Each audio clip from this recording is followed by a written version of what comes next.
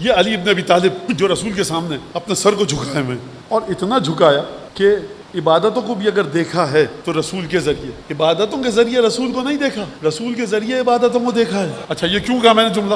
سر اقدس ہے زانو مطہر پر، پہلے بھی کہہ چکا ہوں، عرب کے پاس امامہ ہوتا تھا، ابا ہوتی تھی، قبا ہوتی تھی، امامہ اتارتے رسول اللہ کا سر کو اور امامہ رکھتے، جیسے تو نماز قضا ہو رہی ہے۔ جو یہ کہے کہ میں نماز نہ پڑھوں رسول کی نیند میں خلل نہ آئے، نہیں، یہ بات نہیں تھی۔ بات یہ تھی کہ آپ کا پرسیپشن کیا ہے، آپ پرسیو کیسے کرتے ہیں رسالت کو؟ کسی آیت اللہ، مولانا، مجتہد، مفتی کی طرح دیکھتے ہیں امام کو، رسول کو، یا جانتے ہیں کہ عالم غیب سے جو کچھ نازل ہوتا ہے امام کے ذریعے نازل ہوتا ہے؟ آپ کس طرح سمجھتے ہیں؟ یہ جو شخص ہے نا جس کے گھٹنے پر سر ہے رسول خدا کا، یہ جانتا ہے کہ میرا رسول سو رہا ہے تب بھی رسول ہے، جاگ رہا ہے تب بھی رسول ہے۔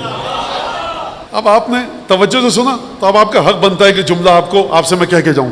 رسول خدا کی زندگی کے جتنے پہلو تھے جہاں امیر المومنین اپنے آپ کو فنا کر سکتے تھے، ہر اس مقام پر آپ کو ذات امیر المومنین نظر آئے گی فنا کرتے ہوئے۔ بدر کی جنگ، یا علی پانی لے کر آ جاؤ، یا رسول اللہ ہجرت کی رات بھی ہم، باپ ہمارا ابو طالب وہ آپ کی وجہ سے مادر گرامی فاقد ہوئے، ہم جعفر طیار ہجرت پہ گئے، تمام مشکلات جھیلی آپ کی وجہ سے۔ اگر باری باری بھی ہو تو اتنے سارے ہیں، اب باری ہو تو ہماری، ان سے کہیے کچھ ہیں اور لوگ بھی ہیں، پانی لاؤ۔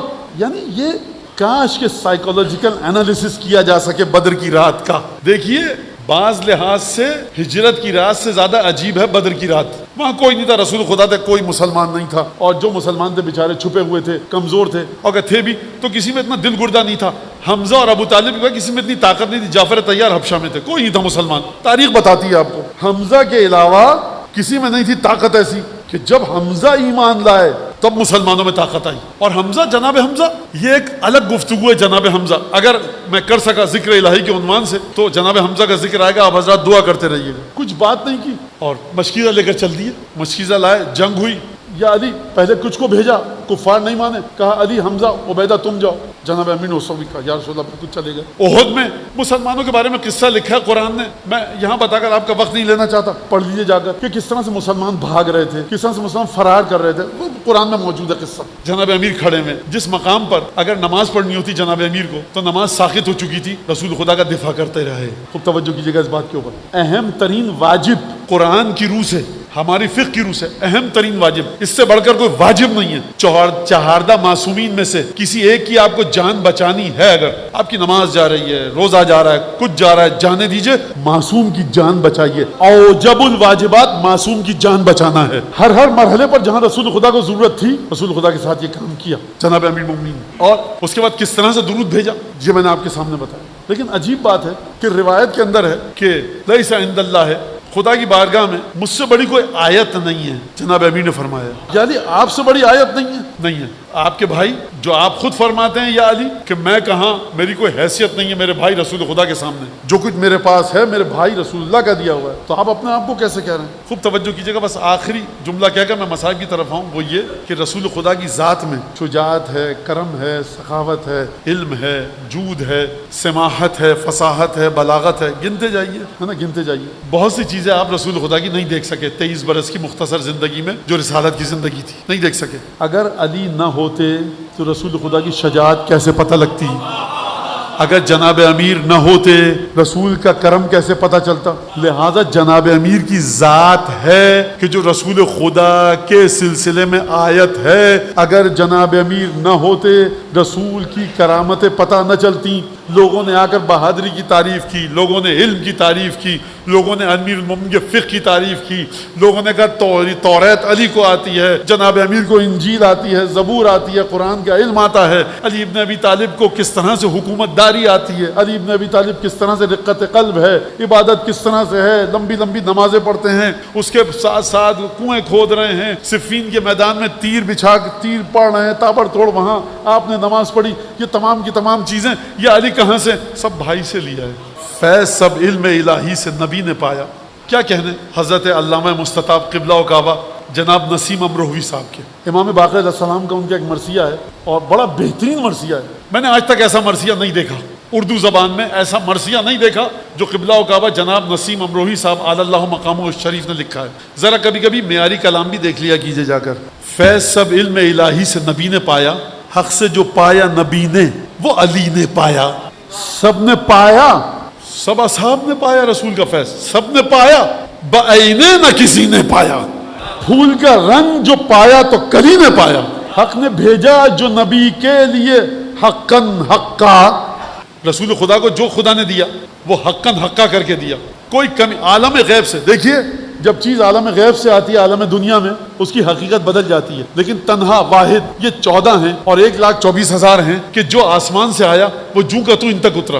حق سے جو پایا نبی نے وہ علی نے پایا. اس کے بعد فرمایا قبلہ نے, حق نے بھیجا جو نبی کے لیے حقاً حقا, جوں کا تو عالم, یہ سرکار سمجھیے مصرے کی گہرائی کو, یہ عالم دنیا ہے, نجس ترین عالم وجود ہے, لیکن طہارت رسول خدا ایسی ہے کہ غیب سے جب تحفے آ رہے ہیں اس عالم وجود میں, اس عالم ظاہر میں, تو اسی طہارت کے ساتھ رسول خدا کے قلب پر اتر رہے ہیں. حق سے جو پایا نبی نے نہ کسی نے پایا, سب نے پایا, بعینے نہ کسی نے پایا. پھول کا رنگ جو پایا تو کلی نے پایا. حق نے بھیجا جو نبی کے لیے حقاً حق کا, دے دیا نفس کو. ایک درود پڑھیں محمد آل محمد کا.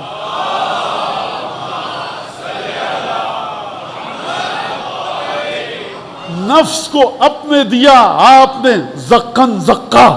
نہیں نہیں نہیں نہیں نہیں, حق ادا نہیں ہوا, نہیں سمجھا آپ حضرات, معذرت کے ساتھ. زکن زکا کا مطلب کیا ہے؟ امیر مومنین نے فرمایا علمنی رسول اللہ زکنی رسول اللہ العلم زکن زکا. نہج البلاغہ میں فرمایا میرے بھائی میرے حبیب نے جو وہاں سے علم آیا تھا وہ اس طرح سے دیا جس طرح سے پرندہ پہلے دانے کو چگتا ہے, اس کے بعد چباتا ہے اور اس کو اپنے بچے کے چبانے کے مرحلے پر لاتا ہے اور براہ راست اپنی چونچ سے اس کے حلق میں ڈالتا ہے. خوب توجہ, نہیں نہیں نہیں سمجھے, میں سمجھاتا ہوں آپ کو. چیل اگر کھانا کھائے کبوتر کے حلق میں نہیں ڈال سکتی. مجھے ایک لفظ کہنے دیجئے, کمال منافرت ہے. بچوں کے لیے کہہ دوں آپٹیمم لیول آف ڈسگسٹنگ ہے, ڈسگسٹنگ لیول پر ہے. میں مثال ایک اور دے دوں, دیکھیے کیونکہ ادب سے دور ہو چکے ہیں بچے تو مجھے اسی سطح پر آنا پڑے گا. آپ کے ہاتھ میں آپ کا بچہ ہے, دودھ اس نے اگل دیا, پٹک دیں گے آپ زمین پر, 2 تماچے لگائیں گے, مولانا استغفر اللہ, بڑی خوشی کہتے دیکھو اس نے دودھ اگل دیا, خوشی کی بات ہے. مولانا اپنا بچہ ہے, کمال محبت ہے. بچے نے اپنے منہ پر رنگ کر لیا, آپ ہنس رہے ہیں, کمال محبت ہے. بچے نے مثالیں دیکھتے جائیے, جہاں کمال محبت ہے وہاں دوئیت کا عنصر نہیں ہے. کبوتر اپنا دانہ چیل کو نہیں کھلا سکتا, باز مرغی کو نہیں کھلا سکتا. یہ جو زکن زکا کا مطلب کیا ہے؟ یہ زکن زکا اشارہ ہے اس حقیقت کی طرف, انا وعلی من شجر واحدہ وسائر الناس من شجر شتیٰ. میں اور علی ایک ہی درخت کے 2 نور ہیں, آدھا نور گیا صلب عبداللہ میں, آدھا نور گیا صلب ابو طالب میں, اور اس کے بعد دوبارہ آ کر یہ نور مل گئے. اس کا مطلب کیا ہے؟ اب اگر علی رسول سے علم نہ لیں تو کس سے لیں؟ حق نے بھیجا جو نبی کے لیے حقاً حق کا, نفس کو اپنے دیا آپ نے زکن زکا. یعنی کیا مطلب؟ جس طرح سے وہاں تک آیا وہاں سے یہاں تک آیا, اب جو یہاں سے وجود علی ابن ابی طالب سے جو بھی کام ہوگا وہ علی کا کام نہیں ہے, رسول خدا کی تصویر ہے. لہٰذا اب آپ کی سمجھ میں آیا, اگر آپ چاہتے ہیں کہ نماز آپ کی عرش تک جائے, روزہ جائے, حج جائے, قرآن جائے, تو عظیم ترین آیت ہے خدا کی, امیر المومنین علی ابن ابی طالب, نماز جیسی بھی پڑھنی ہے پڑھو, علی کے بارے میں رتی برابر تکبر نہ آئے, جناب امیر کے بارے میں رتی برابر تکذیب کا پہلو نہ آئے. جب نجف جاؤ گردن جھکا کر جاؤ, چوکھٹ پر پیشانی لگاؤ, زائرین کے قدم جہاں پڑتے ہیں بوسہ لو, ناک کو رگڑو, یا علی اس لیے نہیں کر رہا آپ کو فائدہ ہوگا, ثابت کر رہا ہوں آپ کا غلام ہوں, عبد ہوں تو آپ کا, میری جنت آپ ہیں, توحید آپ ہیں, نماز آپ ہیں, روزہ آپ ہیں, قرآن آپ ہیں, میرا دین آپ ہیں, اشہد ان کلمۃ التقوی آپ ہیں, دائم دین آپ ہیں, میرا پورے صراط آپ ہیں, میری برزخ آپ ہیں, میری قبر آپ ہیں. خدا کے سامنے جو جاؤں گا آپ کی محبت لے کر جاؤں گا.